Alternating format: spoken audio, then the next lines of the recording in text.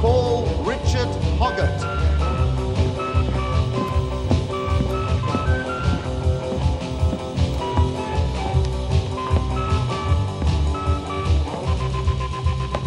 Mr. Hoggart, would you tell us a little about yourself?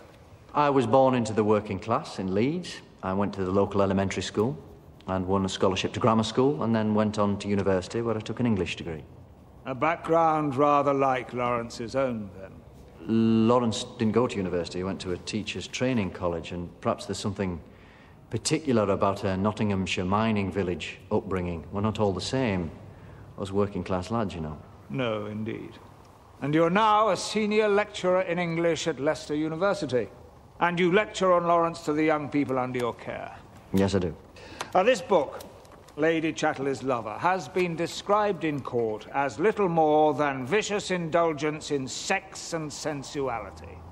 Is that a valid description of the book? Not at all. It's not vicious.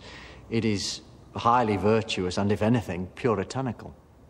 Did you say virtuous and puritanical? Yes, sir. I believe it's a very moral book.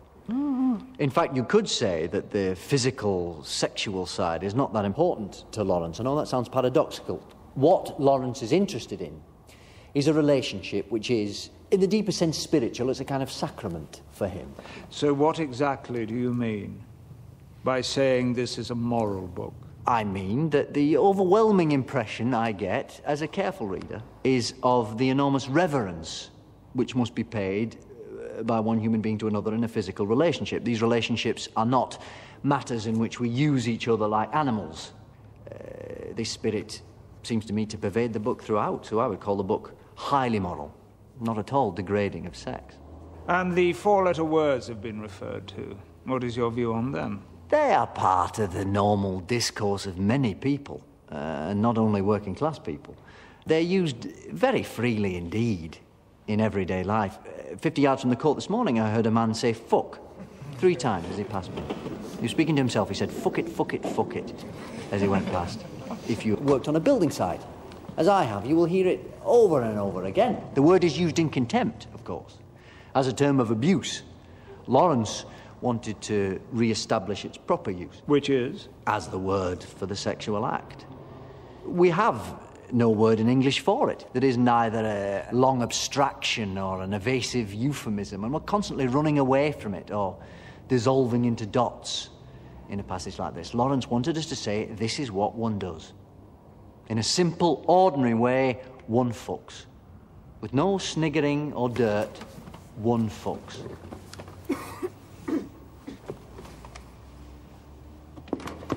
I wonder, Mr. Hoggart, do you belong to that body of people who oppose all prosecutions for obscenity?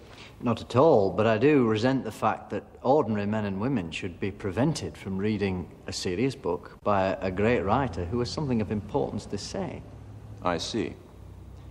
Now, you described this book as highly virtuous, if not puritanical. That is your genuine and considered view, is it? Yes, it is.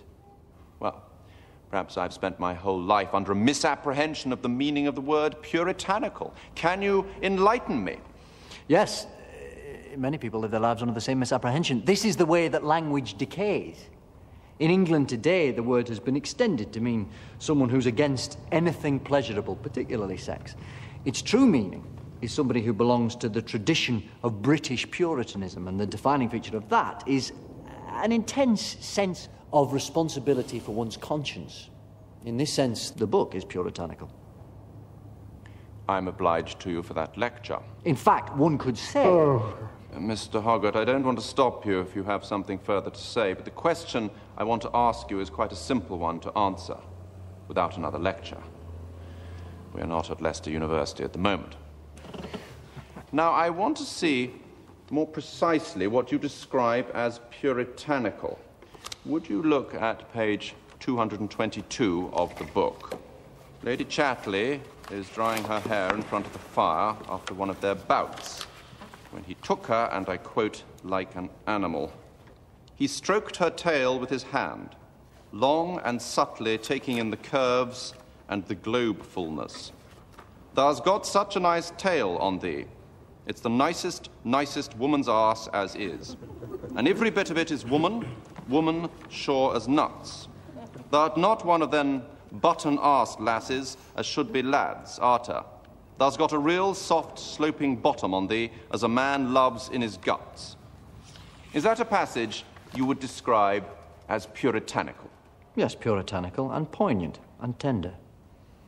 All the while he spoke, he exquisitely stroked the rounded tail till it seemed as if a slippery sort of fire came from it into his hand, and his fingertips touched the two secret openings to her body, time after time, with a soft little brush of fire. Is that puritanical? Yes, indeed it is.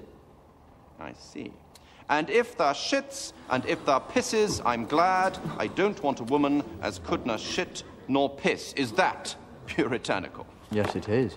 Here thou shits, and here thou pisses, and I lay my hand on 'em both, and I like thee for it, I like thee for it. Thou's got a proper woman's arse, proud of itself, it's none ashamed of itself, this isna. He laid his hand close and firm over her secret places in a kind of close greeting, and that is puritanical, is it?